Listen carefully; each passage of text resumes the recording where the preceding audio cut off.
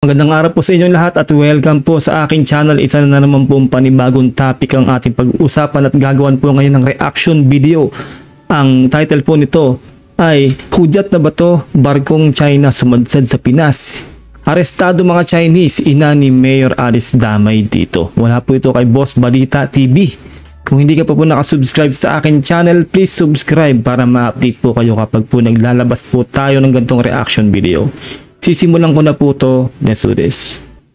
Base sa balitang kumakalat, barko ng China sumadsad. Ineresto ang mga Chinese, kinulong di umano sa Pilipinas ayon sa PCG. Sumadsad barko dito ng China sa may pier mismo ng Zambales. Nang akmang aalis na kasi sila, hinampas ng malaking alon ng barko, binalik di umano sa may Zambales. Sa bidyong kuha ng PCG, makikita kung paano sumadsad barko ng China sakay ang 7 Chinong tripulante matapos arestuhin barko nila sa dahilang di mapaliwanag kung bakit ando doon sila sa Zambales. Sumadsad sa pier sa San Felipe, Zambales ang barkong may sakay na 7 Chinese crew. Iyan ang barkong na-detain mula pa noong May 16 sa dagat sa bahagi ng Barangay Sindol matapos makitaan ng mga irregularidad ng Philippine Coast Guard. Ayon sa PCG, pinayagang sumilong sa pier sa bahagi ng Barangay Maloma sa Zambales ang barko nitong May 25 dahil sa masamang panahon, pero akmang aalis na. Sumadsad ito dahil sa malakas na hampas ng alon. Nasa maayos na lagay naman ang mga sakay ng tripulanting Chino. Ibinaba rin sila para masuri ng mga taga-Municipal Health Office. Malamang yan po ay mga nagtatangka pong pumasok po sa ating bansa o sa ating teritoryo, no? O maaari pong mga nag-i-spy po yan dyan, o kaya ay nagsusurvey po yan sa ating karagatan dyan, sa ating teritoryo dyan. Ganun lang po, no? Katulad po ng mga nahuli po nung nakaraan, di ba, na nagpanggap po talaga sila na sila po ay Pilipino dahil naglagay po sila ng Philippine flag doon po sa kanilang barko at nahuli po yung mga yun, no? Sana po talaga mahigpitan po lahat ng ating mga border, ating karagatan, ating seaport, airport at mga immigration po natin, no? Para po hindi po basta makakapasok po itong mga ganitong mga Chinese na to, kasi hindi po natin alam kung ano po talagang binabalak po ng mga yan sa atin, no? Nakipag-ugnayan na rin daw ang PCG sa isang salvage company para kunin ang barko. Dagdag pa dito ng immigration, 7 Chinese nationals naman sa Batangas ang nahuli pa nila dito matapos mahuli silang illegal na nagmimina. Kinukuha daw nila mga minerals dito tapos mabibistong peke pa dokumento nila. Dali-dali tuloy silang pinaaresto. Ayun na nga, no? Isipin nyo yan, di ba? Peke ang dokumento at nagmimina pa sa ating bansa. Sobrang sobrang nakakainis po kung tutuusin, no? Kasi po illegal po silang nandito at dito po sila sa atin sa Pilipinas naghahasik ng lagim. Sana po talaga, no, ang immigration po ay maghihigpit po talaga, lalong-lalo na po sa mga Chinese national pong pumapasok dito po sa ating bansa. Pero hindi naman po lahat ng Chinese po ay masasama po, no, na may masamang balak sa atin. Yung iba po talaga legit po naghahanap buhay po talaga dito at matagal na rin po sila rito, no. Kaya po, pero po ngayon po kasi meron po kasi tayong hidwaan between China at gumagawa po sila ng ganito. Marami na pong spy sa gobyerno po natin na nagwa-wiretap, yung kay Alice Guo, marami pong issue ang mga Chinese, eh. Kaya po kailangan po natin mag-iingat po dito sa nangyayari na pong gantong invasion na nga po talaga, di ba, sa ating bansa, kasi lalo na po sa mga subdivision po, sa mga high-end na subdivision po talaga ay doon po nagpupugad po ang mga Chinese po na to na mga pa-VIP kuno, di ba? Huli po tayo kahapon ng 7 Chinese na kalalakihan po na nagtatrabaho illegally sa isang quarry sa Batangas. Bali yung mga minerals po doon, yung mga importanteng bagay po na minimina nila, kinukuha po nitong mga minerong ito, nitong mga Chinese nationals na to. Illegally po na nagtatrabaho po sila doon. Nung tinignan natin ang records nitong 7 na ito, 6 po sa kanila ay may working visa. Pero yung kanilang working visas po, yung isa ay petition by a fake company, peke po yung kumpanyang nagpetition sa kanya. Yung iba naman po, yung 5 doon, ang petitioning company po ay located in Quezon City. So kumbaga mayroong isang dummy na kumpanya na kunwari doon sila nagtatrabaho. Pero ang totoo po ay mga minero sila, kasi hindi po pwedeng maging minero ang isang foreign national dahil yan po ay manual labor at yan po ay trabaho na para po sa mga Pilipino. Kaya na nga bang sinasabi dito no. Kung iisipin niyo po no, hindi po talaga sila pwedeng maging minero sa atin kasi trabahong Pinoy po yan. Kasi po, unang-una foreigner po sila. At yun nga po no, pagdating rin po sa visa, paano po sila nakakakuha ng visa sa atin no? Paano po na-aprubahan yan? Lalo't po peke po yung yung dokumento. Nakakapagtaka po, sana po talaga matanggal na rin po yung mga nagpapatupad po ng ganyan no, yung malamang ito po yan no, pera-pera po yan, malamang nalalagyan, nababayaran no. Kasi po kung talaga pong lagi pong mangyayaring ganyan at magpapabayad po na magpapabayad ang ating mga nasa gobyerno o nasa ating mga ahensya na yan, ay talaga pong wala na po tayong magagawa dyan kasi po mapapasok na po talaga tayo. Kawawa po tayong mga ordinaryong Pilipino po dito kung sakasakali pong mapapasok po talaga tayo ng mga Chinese dito na mga may illegal na aktibidades po sa ating bansa. Kasi po talagang wala na po tayong kalayaan no, kasi po pati po yung sa gobyerno po natin ay nawa-wiretap na po nila. Kumbaga ang dami na pong spy sa gobyerno natin no.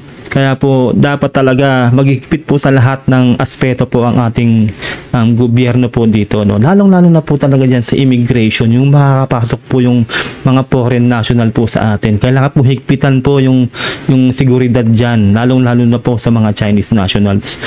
Dahil yan po ay manual labor at yan po ay trabaho na para po sa mga Pilipino. Pero speaking of mga Chinese na inaresto, susunod na din sigurong aarestuhin nila itong si Mayor Alice Guo. Dapat lang. Matapos sabihin posibleng Chinese din kanyang ina at hindi talaga ito Pilipino. Tama. Posibleng pinadala lang daw siya dito ng kanyang ina. Panibagong taktika ng creeping invasion. Based on my investigation and asking around sa kay mga dokumento, personal analysis ko, baka ito yung biological mother. She's Chinese citizen.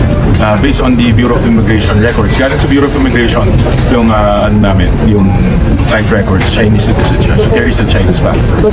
At itong taong si Wen Yi, parang pinapakilalang nanay niya doon sa mga taga doon sa Valenzuela. So, ako, ang personal assessment ko, this might be the biological mother ni Alice Guo. Kasi nga, Well, sureable po talaga yan no. Lahat po kasi ng sinasabi po ni Alice Guo ay puro kasinungalingan po. At lumalabas po talaga ang katotohanan, lalo po sa PSA.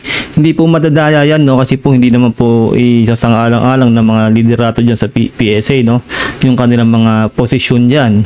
Kung dadayain pa ba nila yan no? Siyempre lahat po ng nilang ipipresenta nilang birth certificate diyan na related diyan kay Alice Guo ay legit no. Kaya po talagang masasabi po talaga natin na itong si Alice Guo po talaga ay Chinese citizen.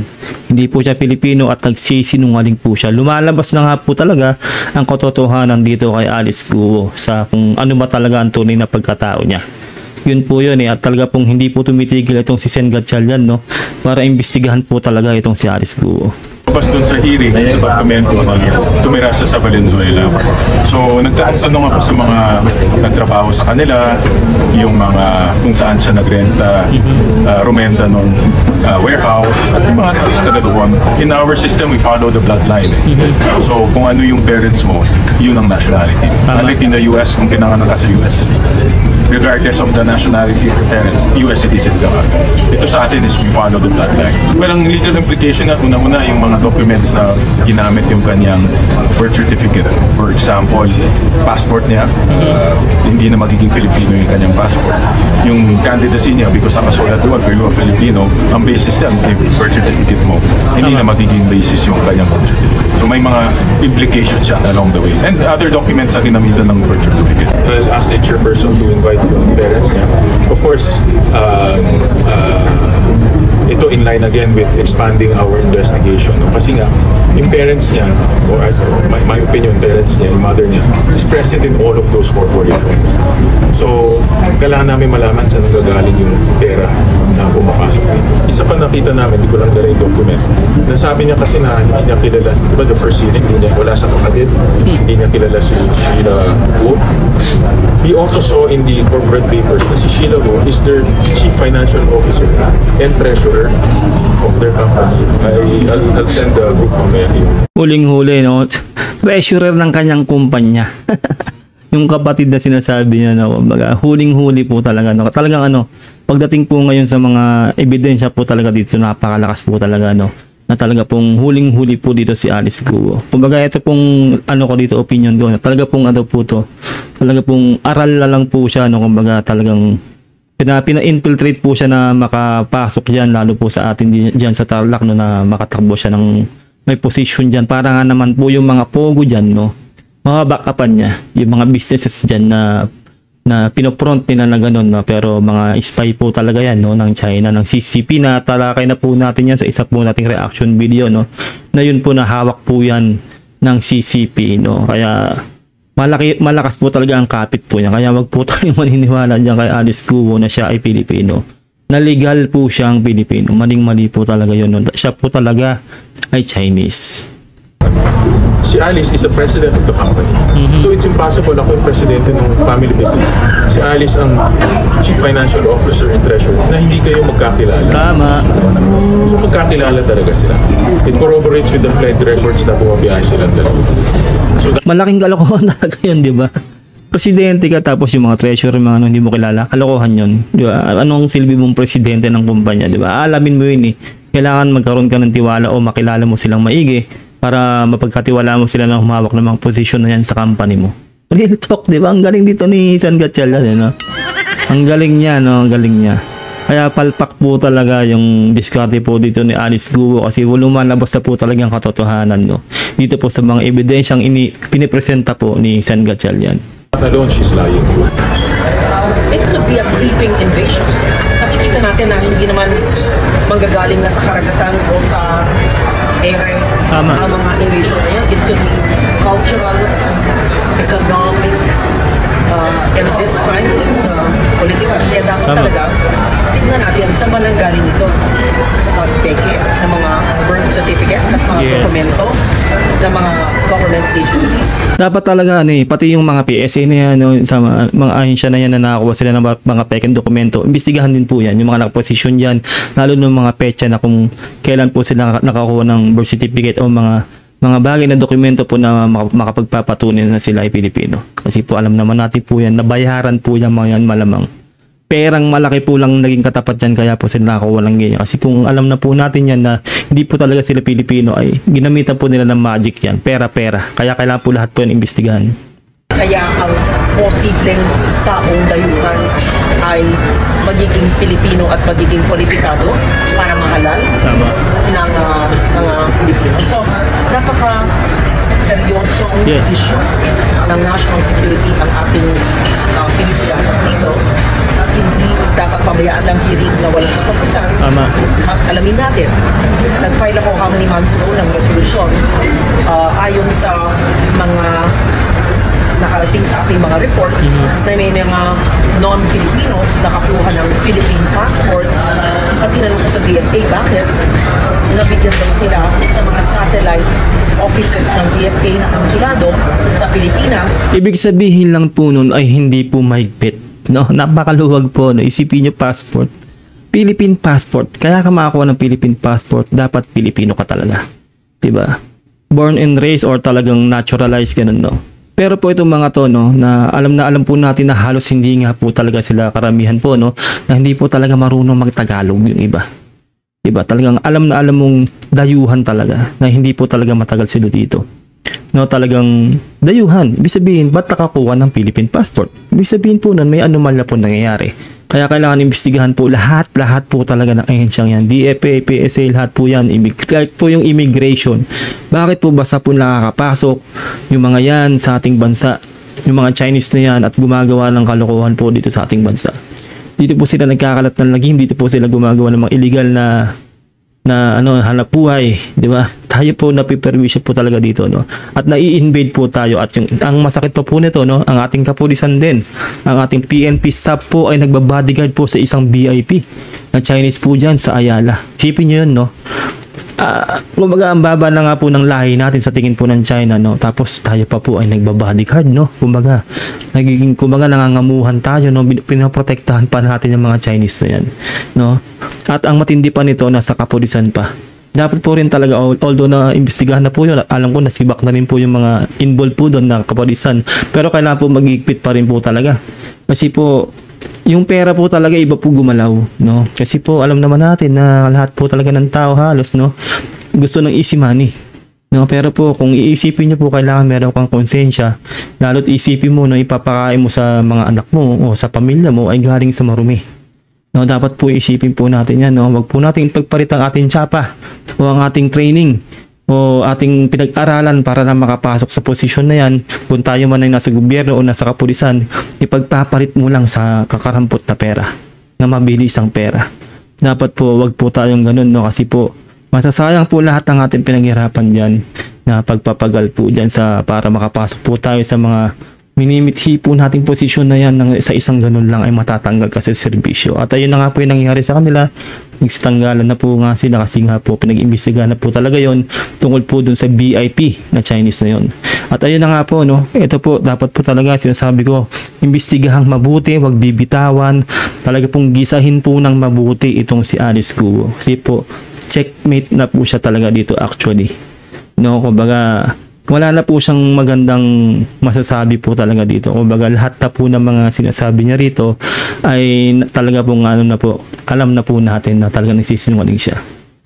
Dahil meron ang mga non-Filipinos or Chinese nationals ng Philippine birth certificate. Nung tinanong ko paano nangyari yun, galing daw sa PSA. Yan ay question mark. Ayun, imbestigahan ng PSA. Talagang ibig sabihin, hindi mahigpit. Isipin, birth certificate, hindi ka naman Pilipino, Chinese ka. Paano ka magkakaroon ng PSA? Napakalaking kalokohan, di ba? Kaya dapat po imbestigahan po talaga yan, no? Kung meron bang ibang source, saan, bakit, paano. Kaya hindi dapat pabayaan ang issue yan. Yes. It's every inch a very serious national security concern. We're doing this for the Filipino people, the Filipino nation, upholding the rights of citizens who work in the country. And this is for everyone, including the Filipino Chinese community. We're doing it for everyone. It's really not just an economic issue, but a national security concern. Ngayon, ikaw bilang Pilipino, ano ang masasabi mo at reaksyon sa balitang ito? Mag-iwan ka ng komento sa ibaba at atin pong babasahin isa-isa. Ayun po, atin po nagawa po ng reaction video, mga video na tumula po kay Boss Balita TV. Ilagay nyo na lang po sa comment section ng inyong saloobin po dito, no? Para sa akin po talaga, yung sinabi ko nga po kanina, maghigpit po sa lahat, no? Patungkol po sa mga foreign national. Actually, hindi lang naman po talaga sa Chinese, no? Lahat po ng foreign national na papasok po sa ating bansa, kailangan po higpitan po talaga yan. Kasi po hindi po natin alam kung may mga talagang may pumapasok po talaga sa atin na na talagang gumagawa po ng kalokohan. Lalo na po yung human trafficking. Kasi po diyan sa Pogo po, 'di ba, may rin pong human trafficking po talaga. Kalat na po 'yan sa Southeast Asia. Yung hawak po ng CCP, no, kung naano niyo po isa pong reaction video ko. Natakal na po natin yan. Maraming po salamat. Kung hindi ka pa nakasubscribe, please subscribe para ma-update po kayo kapag po naglalabas po tayo ito reaction video. Pasensya na po kayo kung hindi po tayo makapag-upload ng dire-diretso. Lalo po ngayon, meron pong problema po ang aking wifi. No? Wala po tayong wifi ngayon, naka-data lang po tayo. Kaya po hindi po tayo makapag-upload ng dire-diretso. Ingat po kayo lahat. Maraming salamat. God bless and peace out. Bye.